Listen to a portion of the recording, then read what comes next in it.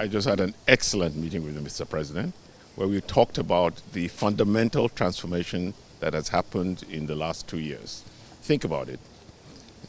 Removal of subsidy, tax reform. We have a refinery that's operating and exporting aviation fuel. Unification of the road ownership system. And so the next step is how do we encourage international investment in Nigeria to drive economic growth?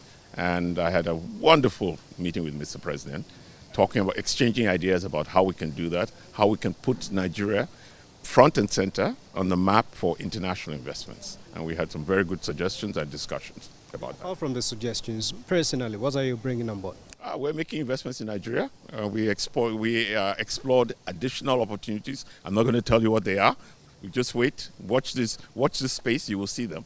But look, Nigeria is now a place that is exciting to invest in, and that's what we talked to Mr. President about. And of course, as you would expect, he was very encouraging of international investments in Nigeria.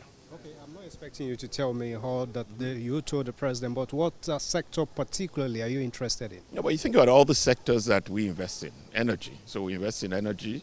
We're building LNG plants in Texas. We're building LNG plants in Australia. There's gas in Nigeria. Nigeria is a huge gas province. People describe me as the guy who bought Gatwick Airport. I didn't personally buy Gatwick Airport, but the aviation sector is also an area of interest to us. I confess to Mr. President that one of our companies has ports in Cotonou, and it has a port in Lomé, none in Nigeria. So I asked for his forgiveness and understanding, and being the gentleman that he was, he forgave me, but said, you have to bring port investment to Nigeria. So that's another area we're looking at. Renewables, that's another area. So lots of investment opportunities in Nigeria. You just have to be serious about making the right moves. Thank you. Thank you. Thank you. I think when Nigerians in Nigeria and when Nigerians in the diaspora invest in Nigeria, it can only be a great signal for the international community to invest in us and make our country greater. We thank President Tinubu for his policies.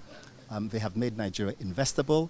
We wish him all the very best, and we give every assurance to the President and every assurance to the Nigerian people that we will do our very best, and it will create a fast-growing Nigeria which will achieve its objectives. Our President has done fundamental reform, and that reform on its own invited all these people that you are saying.